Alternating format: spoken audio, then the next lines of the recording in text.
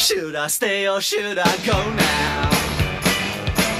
Should I stay or should I go now? If I go, there will be trouble. Well, in the immortal words of Mick Jones from The Clash, should he stay or should he go? We're talking, of course, about Justin Trudeau. Brian Lilley, political columnist with the Toronto Sun, joined by fellow political columnist at The Sun, Warren KINSELLA. Warren, you're in the camp along with other smart people like John Ibbitson at The Globe, Brian Doyle at News Talk 1010, former NDP leader Tom Mulcair, and you all think Trudeau's taking his walk in the sand, out on that beach in Tofino, and he's ready to leave office. Why do you think that? And where's this coming from? Is it just a hunch? Are you hearing things? What's behind all this? Well, firstly, let me just say, God bless you for leading off this segment with The Clash. That's a first for me at The Sun. So it's awesome. It's like a lot of what I do. It's a bit of speculation. The Tofino thing really was an outrage, to get serious for a second. It was a disgusting, terrible lapse in judgment for Justin Trudeau. It was bad even for him. And, certainly I've been critical and you've been critical of him in the past. I think he moved into a different realm of badness with the Tofino thing. So I didn't expect all the people that were piling on him to do that. I thought, well, we'll be outraged and people that don't like him will be outraged, but most of it, his defenders will defend him. Other than the true and non-liberals on Twitter, I didn't see a lot of defense. I mean, there was a lot of people who normally back Trudeau who were piling on him for this trip. Did that surprise you? Yeah, it did. Because the true non people, God knows they just have no soul. So they'll defend anything that this guy says and does. But, I was also irritated by the conservative people on social media saying, oh, he's going to get away with it. And he gets away with everything. And it's like, guys and girls, that's what you always do. You give him a pass because you think he's superhuman or something. He's not. I have worked for a prime minister. I've advised other Liberal Party leaders. They are human. They do read the paper. They do look at social media. It does have an impact. And what I'm hearing from Liberals, not from PMO, but from Liberals is, this one actually crossed the Rubicon, to use the Paul Martin phrase. This one actually is in a different realm. This was a day, the Truth and Reconciliation Day, that he conceived of, he devised, and he lied about being in Ottawa on meetings. He was reading 4 provinces to the west on a surfer's beach in a mansion worth $18 million. That's where he was. And a lot of Liberals were also shocked and said, this is a guy whose head is no longer in the game. He's acting like he doesn't care. So you think that the trip to Tofino is a sign that he's checked out, or do you think that that's something that people in the party will say, okay, you went too far, you got to go? Yeah, we're in the tea leaves business, right? We poke through the entrails trying to figure out, the Kremlinology of this stuff. So we don't know. And by the way, I just want to say, because I have worked for a prime minister, anybody who says they know that Justin Trudeau is going or staying is lying. Nobody knows except for one guy, Justin Trudeau. If you're a prime minister, the second you tell somebody you're thinking about resigning, that's it. Word will spread like wildfire and your authority and your leverage is gone. So nobody knows for sure. But it just looks like, Brian, it was before Tofino. During the election, you and I talked about this. I felt his head wasn't in the game. He was running a crummy campaign. And I thought O'Toole and Singh ran pretty good campaigns. He just didn't look like the Justin Trudeau of old. And that's when I started to wonder, is this a guy who's getting ready to leave?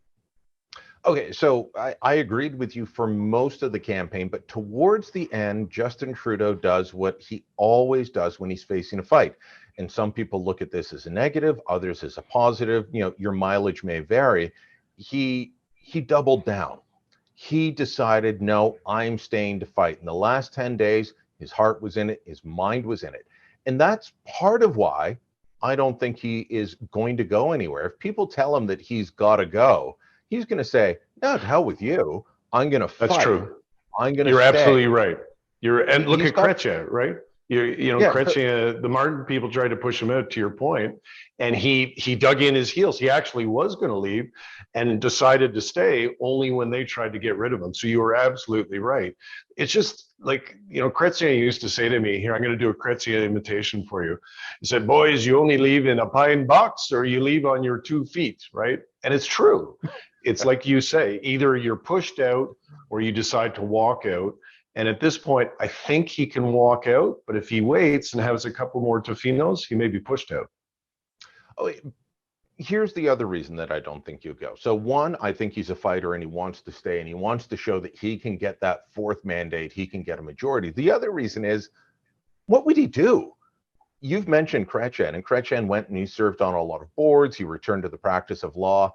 One, Trudeau's not a lawyer.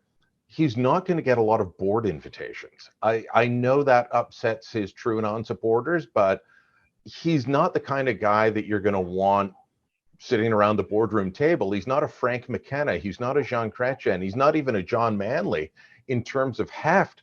And he's not like Stephen Harper. Stephen Harper courted and developed international connections that has him advising governments and businesses around the world. Those are, 2 normal paths for retired world leaders. Justin Trudeau is going to turn 50 at the end of this year.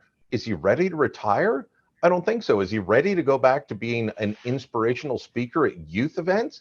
He's getting a bit long in the tooth for that. So, yeah, there's no job at WE for him at the moment. No, you're absolutely right. He pooched the UN Security Council. He couldn't get Morneau on the OECD. Like, internationally, he has no chops. But the one thing, and you're quite right, all those other prime ministers, they were better prime ministers. So he's not on the cover of Rolling Stone anymore. You're absolutely right. But there's one thing about Justin Trudeau that is true that I think gives him some comfort. He's a multi-millionaire. He inherited a fortune from his father. The Trudeau Foundation is there for him if he wants. I think Justin Trudeau doesn't have to worry about money. In terms of prestige, a status position, for sure, but maybe Biden or his successor will help him out in that regard. But he doesn't have to worry about making ends meet and, paying the rent. He's okay in that regard. Okay, so let's say Justin Trudeau does decide to leave. What happens then? He'll find a job. Obama will get him something, as you said, or somebody will find him a gig somewhere to make himself look good. But what happens to the Liberal Party? It's kind of been built up around him. It's his cult now. Who takes over? Is it a Chrystia Freeland? Is it a Mark Carney? Who I loved your description of Mark Carney the other day. Michael Ignatieff with a calculator.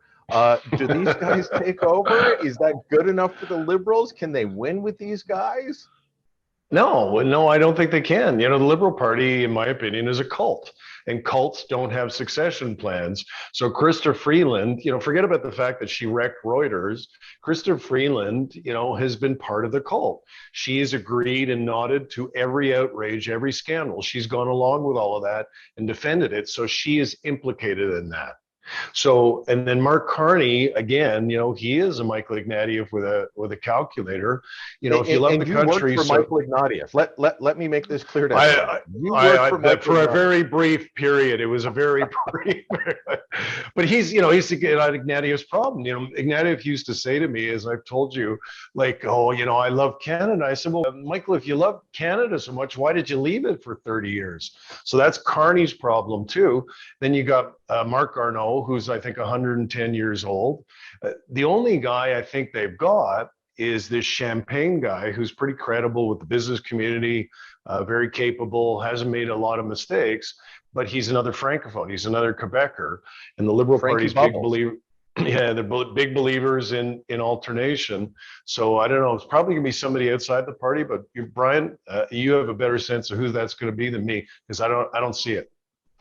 Yeah, it's going to. I think if Trudeau does leave, it spells trouble for the future of the Liberal Party. They could be in the wilderness for a little bit. But hey, we are poking far into the tea leaves at this point.